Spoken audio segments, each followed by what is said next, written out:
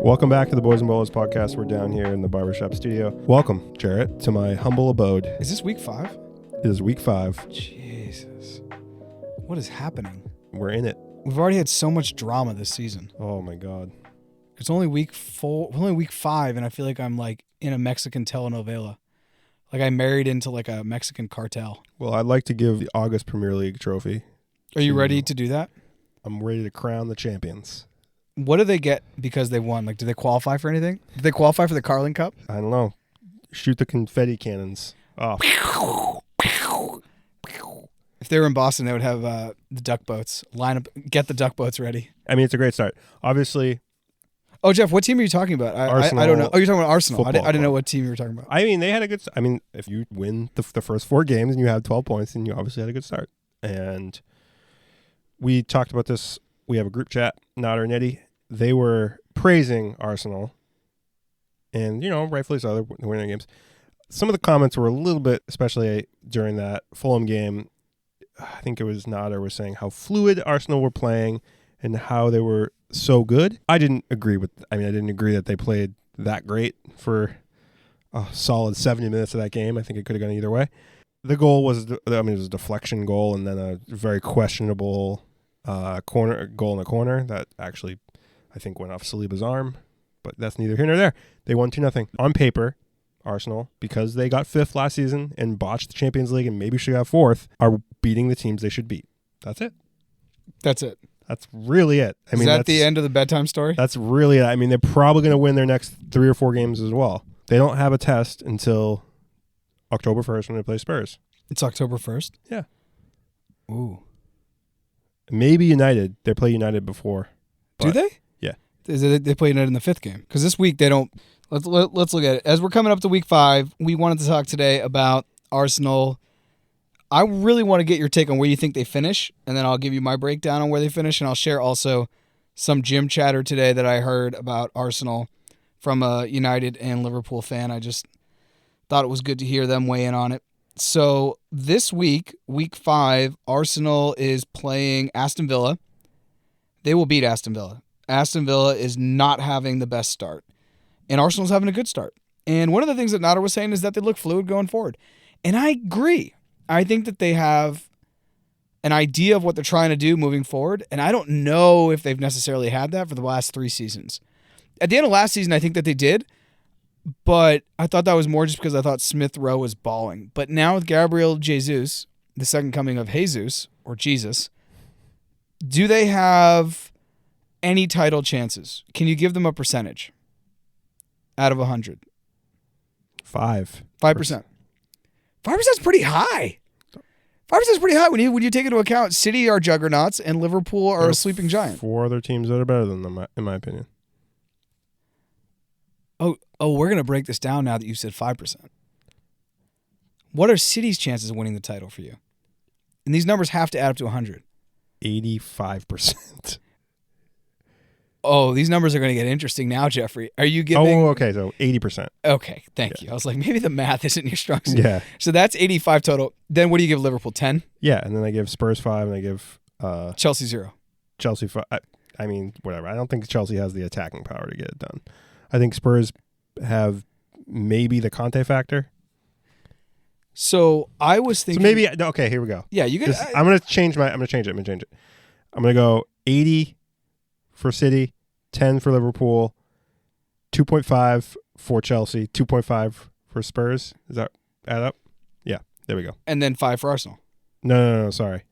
God, I'm bad at math. I'm gonna give of the top 5 teams. Yeah. I'm gonna give Arsenal the smallest percentage, so maybe I'm giving them 2% or whatever, and then so divide it up a couple more percent for Chelsea. You're going 80% City, 10% Liverpool. That's 90. Yeah. 4% Spurs, 4% Chelsea, and 2% Arsenal. Thank you. I was gonna say no greater than 2% is their chance of winning the title. Yeah, with the math, we're on the same thing. With the math, you have to give Chelsea. And just because of the way the league, like the way that I think the league's going to shake out, is you have to give Spurs and Chelsea a little bit higher percentage than Arsenal. You also have to remember, Arsenal have added Jesus. They've added a few pieces here and there. They've added Zinchenko. They added Zinchenko. Really nice. Yep. But they could barely get. I think they really should have, based on their matchups and how they were doing at the end of last season, they botched 4th. And they had no European football. Nothing. No Wednesday night games, no Thursday night games. They were out of the cup competitions fairly early. They could focus on the league. And it didn't work out. This year, they've already got Europa League games hot and heavy starting the first week of September. It's going to take a toll on this team. It's going to take a toll on every every team in the Premier League except maybe City because they have such crazy depth. But it's going to affect Spurs. It's going to affect Chelsea. And probably going to affect Liverpool this year because Liverpool is weakened. Liverpool so many injuries. And already have so many injuries. And they can't rely on Henderson. They can't rely on Milner. So what I'm trying to say is that before we, start giving Arsenal all these chances at greatness, we have to remember that it's not the same. It may be a similar core as last year who was doing really well, but it's a different circumstance this year. And they're going to want to probably try to do well in Europe, right? Try to win the Europa League. Because when I look at the Europa League and I look at the teams in the groups, they are the best team in the Europa League.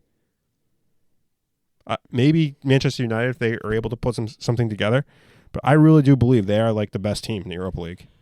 There's probably some Spanish teams and some German teams you could throw in the argument, but I don't think you're wrong. And I actually think I was talking to Corey today in the gym.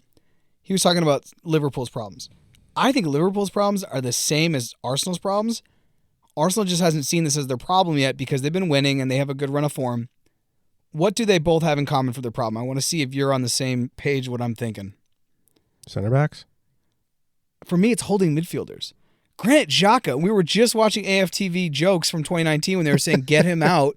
Granit Xhaka is still your holder. Yeah, we were talking about this last week with the holding midfield is the guy who is able to turn defense and transition to offense, i.e. the guy who can win the ball back and transition and make a pass is a very key player. And yeah, I think they're missing that player. I don't know if Partey's that player. And he's already injured. I don't know if Partey's that player. Riddled with injuries, has off-field legal issues or should have legal issues due to a sexual assault incident. Then you have Mohamed El Nene, who has never been a top player. He's serviceable as a sub, some cup games. He's not your guy. And then you have Granit Xhaka, who I actually do think, even though I think he's like a joke in my mind, he's having a very good season thus far, but he gets in the book so often against the bigger teams because he's just out of position and he comes in late. So I think over the 38-game stretch, adding in Europa, adding in the fact that I think Switzerland are in the World Cup, and somebody can fact-check me, and he's going to start for them, Granit Xhaka is not going to do well this season. I think he's going to struggle with injuries. Mohamed El Nene also, he's just not the guy. So against the top six, I think they're going to struggle. What Arsenal have been able to do better than Chelsea over the last 4 or 5 years is Arsenal win the games they should win, and then in the games that are more competitive, I think they've struggled. Now, I know that they beat Chelsea a lot, so if you're listening to this and you're an Arsenal fan, you were totally right. They've beat Chelsea a lot more. But Chelsea have struggled, are struggling sometimes. I'm just focusing on Chelsea and Arsenal now. Have struggled over the last couple of years. They lose to Crystal Palace and Wolves all the time. But we do make up points, and we do beat Liverpools, and we do beat Cities, and we do beat Spurs, and we do that well. So over the 38-game season, my thing is I think the highest they finish is third. The lowest they finish is sixth. But I think the percentages, they're going to either finish fourth or they're going to finish fifth. And Corey said in the gym, he said he thinks that Arsenal's going to finish fourth. And I said, okay, tell me your lineup. He said City first, Liverpool second. Most people in the world have that. I said, who's third? He said, well, that's up between Chelsea and Spurs. And I don't know yet. But Arsenal being fourth. I don't think that's unreasonable. But I do think the third, fourth, and fifth are going to be the London clubs. Chelsea, Spurs, Arsenal. I don't really see another way around that. I was thinking maybe West Ham. But West Ham have already shit the bed, and they just look bad. They just haven't figured it out. And when your best player is your holding midfielder, Declan Rice, you're in trouble. Full circle, everyone's coming for Declan Rice next summer. You're going to have Arsenal looking at him. You're going to have Liverpool looking at him. You're going to have Chelsea looking at him as Conte gets older, Kovacic, Jorginho. You got to add somebody else in there. Declan Rice, I think this next summer is going to go for an unbelievable amount and break the transfer record within the Premier League, is my idea, because I think all these teams need him, and he's a stud. Who you were talking to in the gym, Corey? Talking to Corey, he's a Liverpool fan. I actually disagree a lot. I actually disagree with second place. So I think Liverpool are more susceptible this year than they have been. I know they won 9-0 against Bournemouth, who are a championship side, on a good day.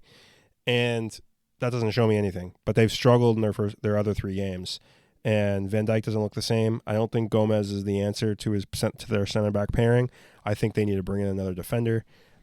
I don't think Keita's the guy either, and he's already injured. Look, they're going to drop a lot of points. They're still going to be good. They're still going to be competitive. They're going to drop more points this season than in the past couple seasons. I think what's going to end up happening is I think City's going to run away with it. There's going to be a giant gap, and there's going to be a fight for second. So it's going to be Liverpool, Spurs, Chelsea, and maybe even Arsenal fighting for second place. Like, I think that second place is up for grabs. I think this season's going to be different. I don't think Liverpool are going to be going neck and neck with City this year. I just think City's the same, if not better, now that they have Haaland, and I think Liverpool's a lot worse off. I think they're a lot worse off, and you know why I think I think they'll eventually get to rolling, but I think they're going to drop too many points along that path to get to where they need to be. Whether that means they have to pick up a few players in the January transfer window, or they get players back from injury, but they still have to. It's going to be maybe a rocky road up to that point. To me, I think Van Dijk's looked very, very poor. He's been ball watching. He just hasn't looked the same. And I don't know if that's an injury thing. I don't know if that's not having another center back that's good. I don't know if that's not having a holding midfielder in front of him where he can, pass the ball to or rely on in transition. But for me, it just doesn't look as formidable. Like I said, when they played Manchester United, I look at that game and I say, wow, Liverpool's beatable 100%. And here, this is kind of the method to do it. While in the years past, we've said, oh man, they've got the front 3, they can do this, they can do that. And they got Salah, Mane, and then they bring in Diaz, and it's crazy. It doesn't feel that way anymore. It doesn't feel like, it feels like you can go and score 3. Like if you're Spurs, or if you're looking at your Spurs or your City, it looks like you can score 3 goals easy on them. I agree with you that I don't think it's going to be a title race between City and Liverpool, but I don't know if Liverpool are going to have anybody who can beat them over 38 games, because I don't think Liverpool has changed that much between last year and this year. Mane wasn't even playing that well for the last 16 to 18 months, so his departure I don't really think is an excuse, especially when you got Darwin Nunez coming in, and honestly Diaz for me is like one of the best players in the Premier League pound for pound. So I don't really see how that works, but the thing I've said to you now in text, and I want to say live on the pod so it's somewhere out there, is that if I can find on a betting website the line, I will put $100 that Spurs win the Premier League, because I think everyone assumes that City's going to win. I think that that's 80% going to happen, and if we go back to the numbers, 4% chance that Spurs win, but we're in a World Cup year that has never happened this way. And all of those City players, other than Haaland, start for their respective teams. You could see an ACL. You could see crazy things happen. We've never had this. And I don't even know if the betting sites even know how to add this into their algorithms to figure out their betting lines. But Spurs with Conte, they have at least a plan of what they're trying to do. And I think if they can execute that, and you can get Son, Richarlison, Kulusevski, and Kane, and they can hit on the counter, Spurs are going to be one of the tougher teams to play in the Premier League this season. I mean, they already are one of the toughest teams to play. They're top 3. Since the new year, since the start of 2022, they're the best team in the Premier League. Points-wise? Points-wise. Better than City? Better than City. They've won more, really? They've won more and taken more points. They are damn good, and they don't always win very pretty. Like they'll tie a game here and there, but they don't get scored. Like their defense has gotten considerably better, and we all laugh at Sanchez because it's funny sometimes when he falls on his face. And we got the Welsh Maldini out there. We got Davies, who's been on the team since feels like 2012. Davies was actually born in White Hart Lane. Yeah, So he was born in the basement of White Hart Lane. it's funny that you don't even have Langlet up to speed. You get Ramirez out in injury, and you got those three guys, Dyer, Davies, and Sanchez back there, just like stonewalling people. Like they're playing like, they're playing Forest and they play Wolves, so it's like not the craziest attacks. We get that, right? So, but still, like clean sheets, right? Something to be said. Yeah. So if I can find that bet, I'm going to take it. I'm not going to take that bet. I think the Spurs are still 2 transfer windows away from being title contenders. Oh, I think it's a ridiculous bet, and I think I'm burning my money. But if it hits, I don't give a shit. Yeah. Anyways, it's a wild thing. But to finish out our Arsenal chat, I think Arsenal played well, and I hope it continues because I want them to go into the derby, the North London derby. I want them to go in undefeated. I want them to go in 5-0. I want them to beat United, and I want them to go in, and then we're really going to see. Because playing in that derby, all bets are off. Everything changes. They have to play 4 or 5 more games for that derby. It's October 1st. They have to get through the month of September. So they're going to have to be like 8-0. I think it's in the 7th week, so my bad. So they have to play. There's an international break coming. Oh, okay. There's an international break, I believe. Either way, there's still some time in between those. They're going to be 5 or 6. There's a lot of stuff that could happen. There's a lot of stuff. They're going to be 5 or 6. Potentially, I think that they'll be undefeated when they come into that derby. They're going to have played Europa League games. There's going to be an international break. There's a bunch of stuff that's going to happen. But I want them to do as well as they can for as long as they can because it's better when it's competitive, honestly. Yeah, I mean, I think people think that I don't personally, like, I'm a Spurs fan, so obviously I'm never going to, like, be ranting and raving about how great Arsenal are. I mean, you just understand that. Like, that's not my nature. It's like, that would be out of character for me. But yes, they're playing well. Obviously, they're playing well. If you win 4 games in a row, you're still going to be, like, you're going to be playing well. I don't think people say we're harsh on Arsenal, or John says this, and even Nader and Eddie have been critical about how we're critical on Arsenal. And I think we're London, like Chelsea and Spurs are London rivals. Those are big games for us. We remember the days when Arsenal were, the Invincibles era, and we remember when they were making the Champions League every year, and maybe and Spurs weren't, and Chelsea wasn't. So yes, we are going to wish them they don't win. Like, get over it. Like that's. I mean, but we'll give them, like, I respect what Arteta's trying to do, and I respect the players on the side besides Partey, right? I think some of the fans are crazy, some like flat Earth type shit. Like, this will be said on the pod for the 55th time.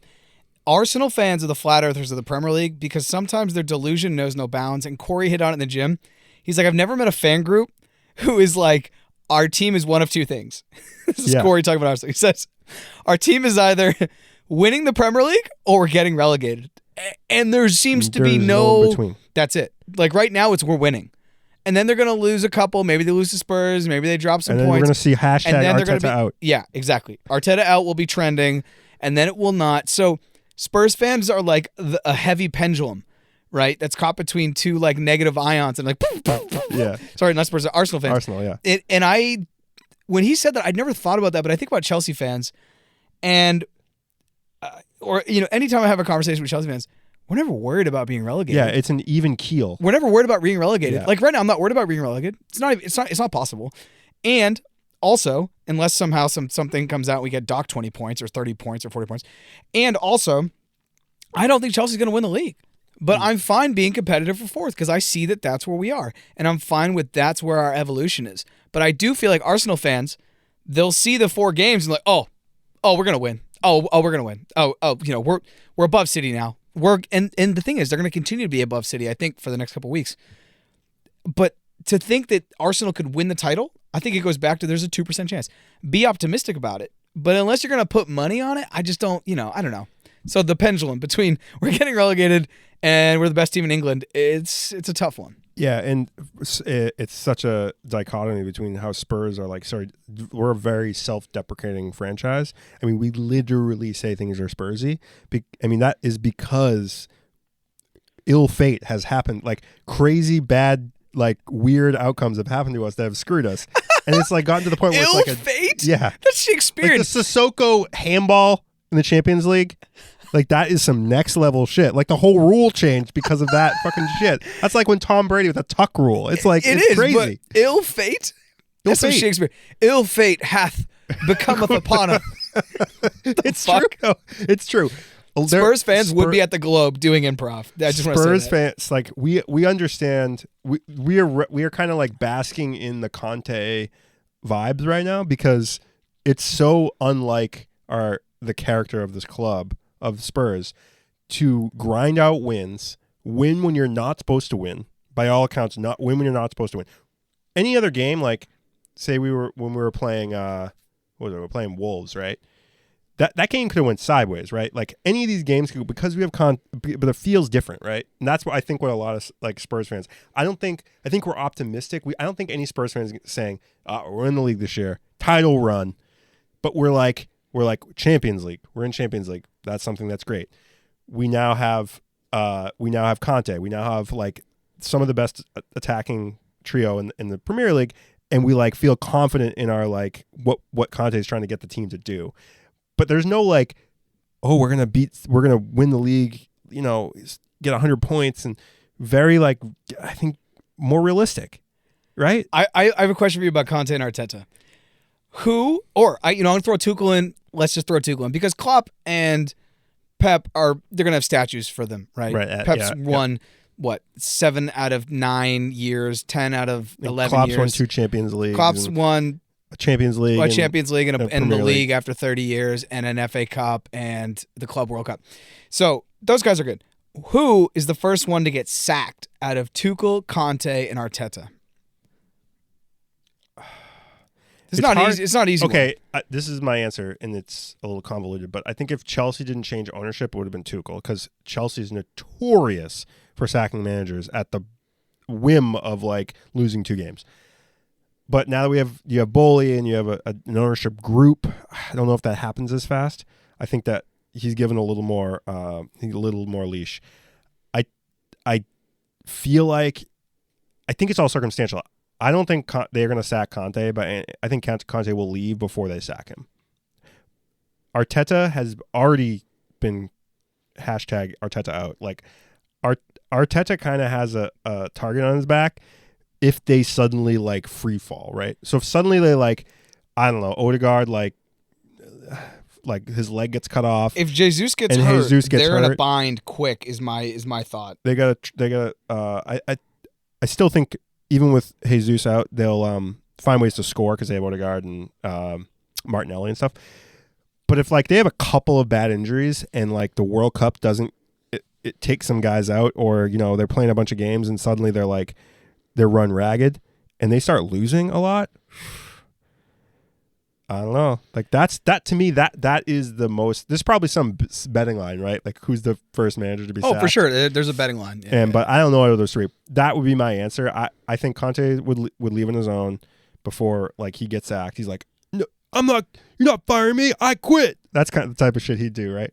Tuchel, I think they like have confidence in Tuchel, right? He won them a Champions League, and I think he's a. So I think what the problem with Tuchel, and this is kind of sideways conversation, but I think the signings have been awful at Chelsea. I think the signings are just like, their recruiting is horrendous in the last 3 or 4 years. Yeah. Since we started this pod, I've some of the worst transfers. The only one who has worse transfers is United. Oh yeah. They're on a whole nother level. They're on a whole nother, like, you can't even compare them. You can't even compare them. They're like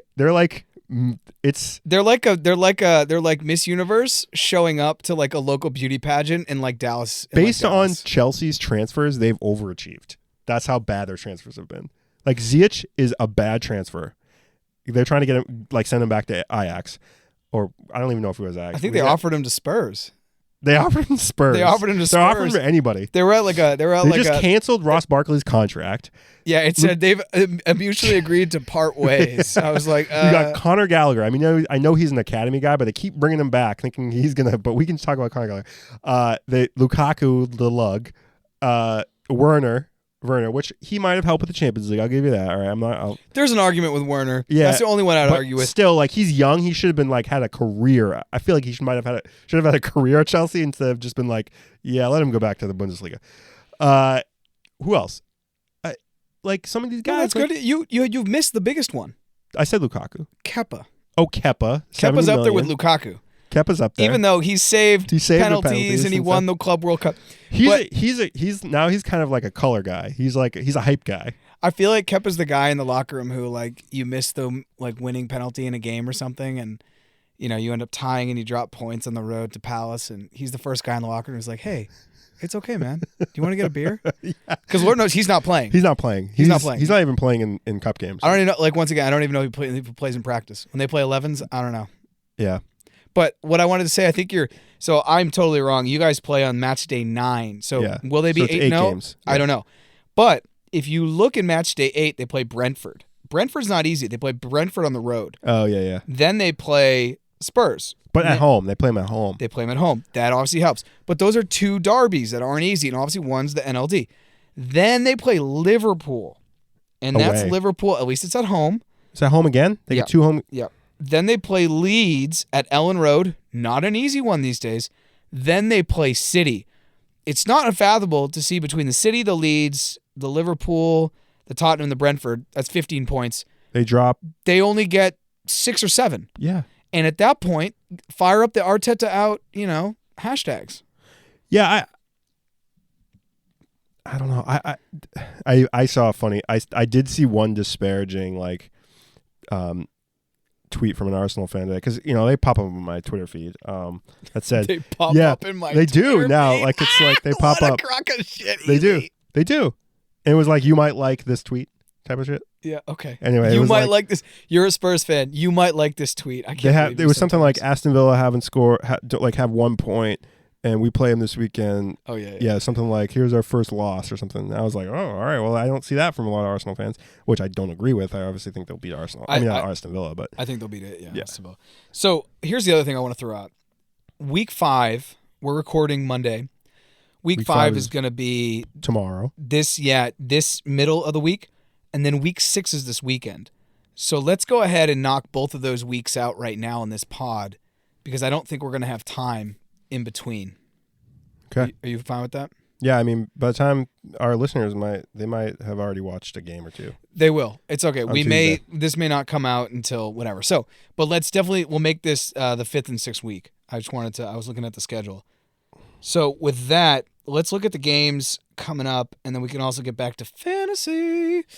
So tomorrow, we're just going to call it big games. I think Leeds-Everton tomorrow is going to be a good one. Everton are trending towards relegation, and this is at Ellen Road.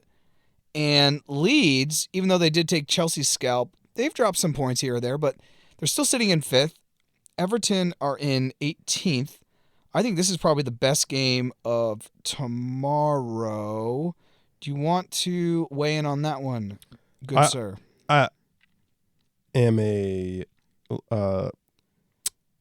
You're a Team America fan? Team America. America. Leeds are playing. Yeah.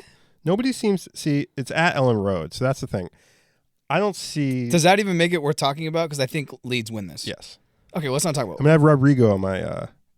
Oh, you do? On my fantasy. He's a nice pick. He's a nice pick, and he didn't score many points last week. Current Golden Boot boy. Okay, well. He's got 5. He's got 5. Out of 4 games. Well, let's hope that Aronson does well. He's hard to play against. He's a little running around out there, pressing, causing problems. Are you looking at Wednesday's game? Is there anything you want to talk about there? Because, Bournemouth Wolves doesn't really excite me. City should beat Nottingham Forest. Arsenal beat Aston Villa. You guys beat West Ham. They're absolute shambles. Maybe the Liverpool-Newcastle game could be a nice one. Yeah, I think that's going to be a closer game than I think. It's at Anfield. Paper, Newcastle are... I mean, I don't think St. Maximin's going to I don't think he's going to play. I think he pulled up with a hammy. Yeah. So they're going to be tough. I mean, I think they'll defend well against Liverpool. I don't know if they'll be able to keep Liverpool out. So at Anfield, I still think it's going to be somewhat close. I mean, Newcastle played City really well for whatever it was, 65, 70 minutes. Yeah, I think Liverpool win 3-2. 3-2 sounds like, on this day on Wednesday, that's the game I'm most looking forward to. It's going to be a very nice contest. They still have Nunez out, but they obviously have enough attacking options to score goals. So It's been tough for Uruguayan strikers in Europe. You either are biting people or you're headbutting people. It's not a good look. Thursday, Leicester, Manchester United. I don't even want to talk. Both of those teams are boring to me at this point. Sorry, United and Leicester fans. But maybe we'll talk about you in week 6. Wow, this week is packed. So, Saturday, September 3rd, you have Everton-Liverpool, which is a massive Merseyside derby. I don't see a way. It is at Goodison. I don't see a way that Everton win, but I do see a way Everton tie this. This is going to be shithousery. They don't have Richarlison still, but like this will be some shithousery. And I don't know if they have Gordon because I think Chelsea bought him. I don't think. I guess it's a Merseyside derby, so I guess anything can happen. I'm just so scared of Goodison. I hate playing at that place. I know they're just not good football team. But Liverpool right now is also Everton kind of like not, a wounded a beast. not good football team. A not good football team. What about Franklin? He may be the first one sacked this season. He may be the first. He's probably very sacked. He and Hasenhuttl. Is Hasenhuttl still at Southampton? Yep. Oh, they must be on a text chat. Hey, did you download LinkedIn Premium? What about? I just think Liverpool they'll take care of Everton. No problem. So the rest of that Saturday, I don't really see a game that like jumps out to me necessarily. We'll have trouble. Tottenham will have trouble at Fulham, especially. I think it depends on what happens midweek and who plays midweek and what the lineups will be. Because I think Spurs have to rest. They have to.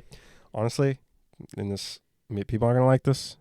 I think you bench Son for the Wednesday game. You put out Richarlison, and then you start Son.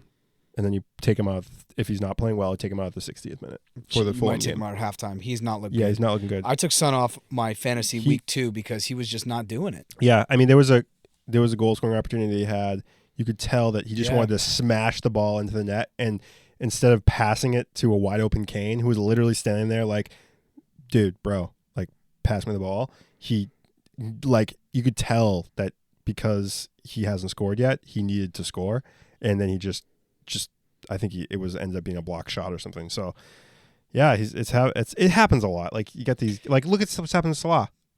Same thing. Literally, the Golden Boot winners are very much underperforming. We're gonna get to Salah too because the question needs to be: do you keep him or not? Because a lot of people have him in fantasy. So let's get to that. But the only other game that I do want to outline. It's going to be a weird weekend. I think it's going to be a weird weekend of games because of the midweek games. Oh, it's going to. So the midweek games, either you're basically going to look at these two games and say which is the game we're least likely to win, and that's the game you're going to probably put more of your B side. Mm-hmm. And when the two B sides line up, it's just going to be a shit show. But two A sides should line up for Manchester United and Arsenal because I think Arsenal beat Aston Villa, and I think Manchester United probably beat Leicester, who look pathetic. So I do think Sunday, the 11:30 Eastern game, that is going to be the game of the week, including the midweek games and this.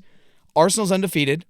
Manchester United is a team. I have a bold prediction. And I know we said Manchester United are dumpster fire, but I think they're going to win. This is at Old Trafford too. I think they're going to win. What's your score prediction? I think they're going to win. Man, how funny it would be if Ronaldo scored the winning goal, but I think it's going to be 2-1. Who's scoring for Arsenal? Odegaard. I actually think it's going to be a scoring tie, like a 3-3 thriller, or it will still be a lot of goals, like a 4-3, but Arsenal win this.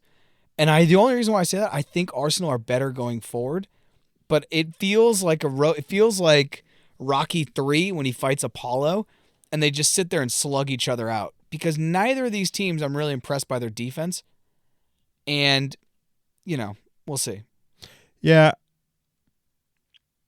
But you're saying United win. I say United win. I think Casemiro gets embedded. I think he plays.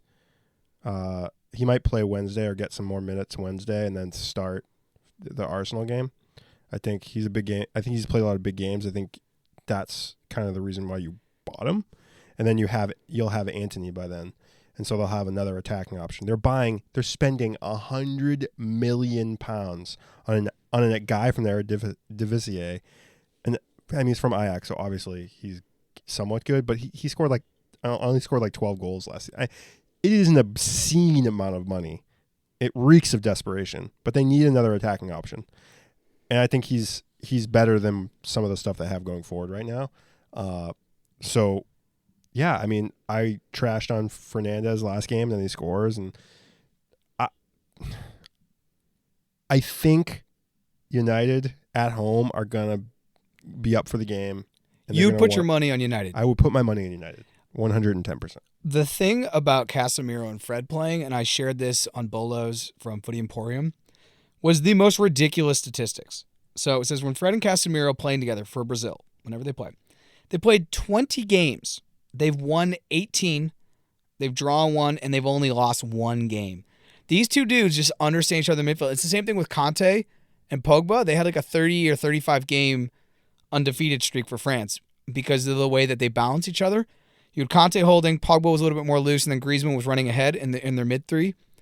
It was just unbelievable. It was honestly unbelievable. So I wonder if they looked at those stats and they're like, we got to bring him in. Yeah, I know. I still don't think that Ten Hag likes Fred. Like at a fundamental footballing level, like just what he's doing out there, right? I think he likes McTominay better. So not a personal level. Like they could still watch like Stranger Things together. They're still cool bros, but footballistically, like I think that Ten Hag likes McTominay's physical presence and height more than Fred's skills. I don't know. I'm going to disagree. I think that I do. When Casemiro and Fred start really like clicking, just imagine this the was midfield. years ago. I also think that time is never kind on those partnerships. Never kind on those It's true. You sound like a divorced man. Look at the front three of Liverpool. So here's the thing. Wasn't kind on that trio. Casemiro had to be shaken up. Has been a part of a trio at Real Madrid that's been around way too long, and they're still producing. So yeah, and he was on the bench. I think United are actually. It's so tough to tell. We're so early, but like when you have Casemiro and Fred holding, and then you have Bruno Fernandes, and you can push Eriksen out to a wing, Ronaldo in the middle, Rashford or Antony out on a wing. I don't want to play that team. That's not a fun team. Or they have Jadon Sancho. They're also, because they've spent so much money over the last couple of years, they're also starting to grow, like amass a team of like an embarrassment of riches. But it's a bunch of misfit toys because like they don't play well together. But like Rashford's he's a fairly good player. Anthony's, they're going to bring him in. He's a good player. Ronaldo, Martial, not so much. Eriksen, yes. Bruno Fernandes, yes. Casemiro's world class in my opinion. Even if he's a little bit older. They have a midfield problem, and it's the balance, right? So they want Eriksen to do something that he's not really there. He's not really built to do, and that's play as a floating number 10, sort of, as a playmaker who doesn't have to defend. But why doesn't he want to do that? He's just not. That's not the type of player he is. I think that's his perfect role. Is it not? That's never been his role. That's never been Eriksen's role. What was his role at Spurs when he was good? Attacking midfield, like attack. Not a guy in the like kind of in the pivot. Like he's never been a guy that's been like who's dropped a little bit back. He's always been a guy who's been a little bit forward, and then it's just not what he's. And he's older. He's not going to defend. He's not going to defend. Oh, I don't think he's going to defend. The guy died on the field. But the problem is what I'm saying is whatever Eriksen is, he's basically similar to what Fernandes is, and that's their problem. Is they have two guys that are trying to be number 10s, and they're not. That's just not going to work. You cannot do that in the Premier League. I agree. You need balance. They can't play them both. When they play them, but that's what I'm saying. Or maybe Bruno Fernandes gets outside and he gets a little bit higher up the field, but that's not a good solution either. He doesn't want to do that, and he's not going to do that. Yeah, he's not. He needs to be behind the ball, He needs behind the ball, not pulling the strings like as an attacking. He's number 10. So maybe they change. Maybe they don't do 3 forwards. Maybe they only do 2 forwards. Yeah, maybe. If they want to put the best players on the field out there, maybe that's what it. Yeah, because if you have Casemiro and Fred holding, you have Fernandes kind of back with them, and then you just let Eriksen go. So you basically have 4-3-1-2. Yeah. And then you put Ronaldo and Rashford, or screw that, Ronaldo and Sancho. That's not bad. And just give up the wings anyways. Most teams are just giving up the wings. Just let them happen and dump balls in. Anyways, they get back to a center back. But you think that United is going to win this game 2-1? At home, yeah. If they do, just get ready for the AFT TV pitchforks. They're coming, baby. I mean, they beat Liverpool at home. I know Liverpool was depleted, but Are you still going to say that Liverpool are a worse? Are you going to say Arsenal a better team than Liverpool? No, but I think currently they're in a better form. Are they though? Are they? Were those games that they played against Palace? Or have they played just against played Fulham? championship teams? They played Palace and Fulham where the scoreline And doesn't. Bournemouth. Yeah, they played Bournemouth, which they blew out. They blew them out of the water. They were happy with that win. Fine. That Crystal Palace game was not like nobody can go and back and watch that game and say we outplayed that team. I were also not the contest better that. team. I contest that game. I think that Arsenal was outplayed about 60% of the game. They were just more clinical in the box, and they had that one goal. And maybe that makes them a better team, but it's not convincing to me that they're suddenly this elite team. The same with Fulham. Mitrovic had no problem with those Arsenal defenders. And the only reason they scored was off a deflection, which, hey, you need some luck sometimes. And then the second goal was bullshit. His second goal was bullshit. The second goal wasn't a goal. And I'm going to say that. I'm going to put it out there. Roll the tape. It hit off his elbow, and it came down, and he scored. Roll the tape. Roll the fucking tape. What a millennial thing to say. Imagine when we're 70, we're like, roll the tape. They're like, what's tape? What's tape? Damn it.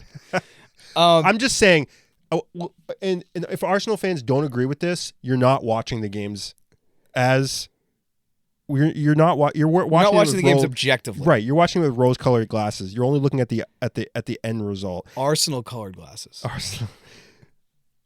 I keep going back to Spurs. Even when we win games, there are a lot of people on Twitter who are not happy with the way we won those games. Most people who watch those games are like, it's really hard to watch because we don't seem like we're controlling the game, and it could go bad for us. Yeah, this past weekend watching Spurs, I'm always more stressed watching Spurs than I am with Chelsea. Yeah.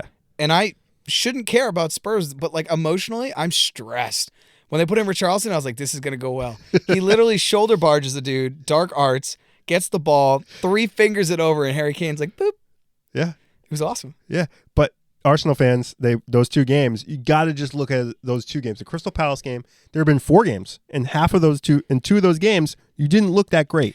It is something to say, though, that good teams find a way to win even when they're not playing well. That's all. Okay. But let's go to fantasy. Sure. Question, do you keep Salah or do you drop him? That is $1 million question this week. He's picked in 55% of fantasy teams, which is actually a lower number than I anticipated when I was looking today. Jesus is picked in about 80%. Sheesh. But there aren't a lot of good number 9s out there.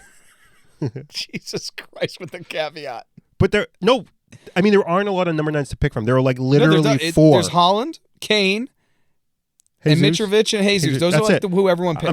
I'm just saying there's not a lot of so he's going to get picked because obviously, and he was $8.5 million. That's the other thing, he's a bargain. He's probably the pound for pound, the biggest bargain other than Rodrigo if you had him on since day one. So. Yes. The question is, I don't think okay, this is my opinion about Salah.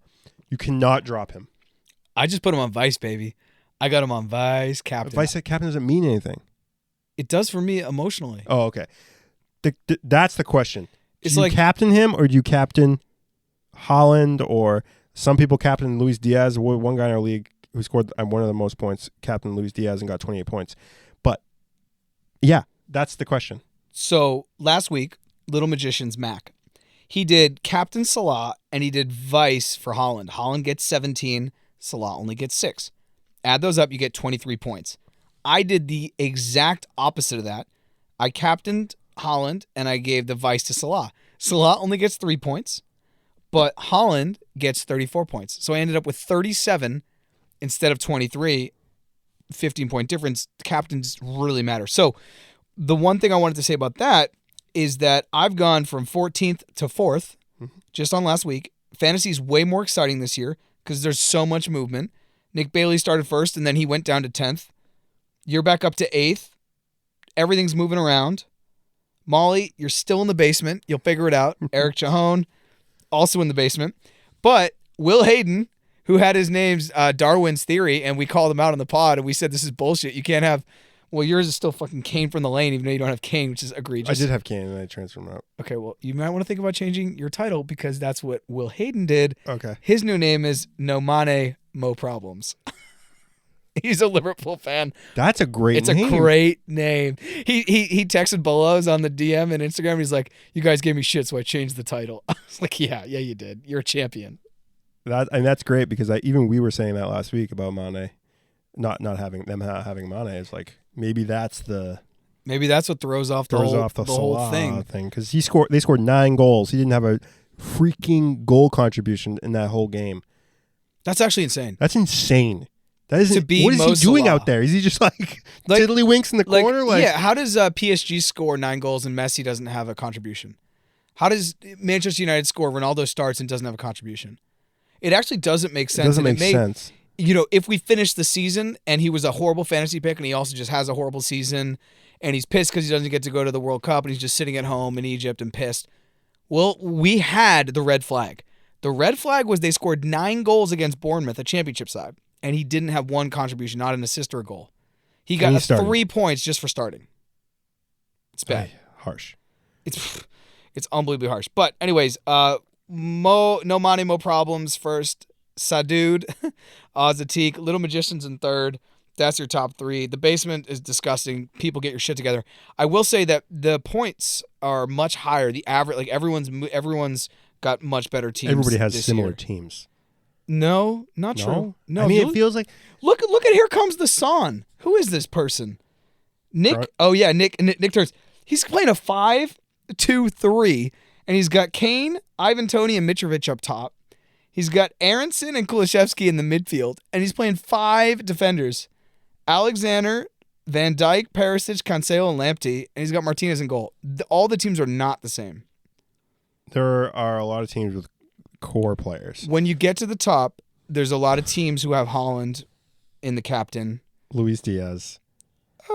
I think if you look around, you'll be surprised. Haaland seems to be the main threat in between the top 10. The player that may have to go after another bad week, if he has one, is Mo Salah, and he'll get replaced by Kevin De Bruyne. Because Kevin De Bruyne will maybe not get the max points every week, but he'll be consistent every week. He'll get an assist, 2 assists, score a goal here and there. He only had 2 this past week, and Salah had 3. I mean, that's just crazy that Reece James had 7, and those 2 combined only had 5. Like, that's like fantasy is so difficult. I think James is a good pickup if Chelsea can pick up a defender and he moves more to his right back and they play, or wing back or whatever they do. If you can play on the outside and push up the field, that's what I'm trying to say. Yeah. And this whatever weird center back thing they got going on right now is just not a great Reece James fantasy look. Yeah, I mean, that's why last year I think he had 5 goals in 7 games, and he was the fantasy pick of that month because he was just freakish. He wasn't playing wing back, but they have this hybrid thing where he can push up the field on the right-hand side. They have this hybrid. They have this thing where they cheat. They have this thing where they don't have a formation sometimes, and they just are yeah, just go play soccer. Tuchel ball. It's Tuchel ball. I mean, they did it against Spurs, so it works. Well, that's week 5 and 6 in the bag. Enjoy it. Get your fantasies together. Make sure you change your fantasy after Thursday before the Saturday game. Ciao. Ciao. Thanks for listening to the Boys and Bolos podcast. You can find us on Facebook, Twitter, Instagram, Patreon, Twitch at Boys and Bolos. If you'd like to be a guest, please reach out. You can hit us on any of the social media accounts that Jeff just mentioned, or email us directly at boysandbolos@gmail.com. Thanks for listening, and see you next time.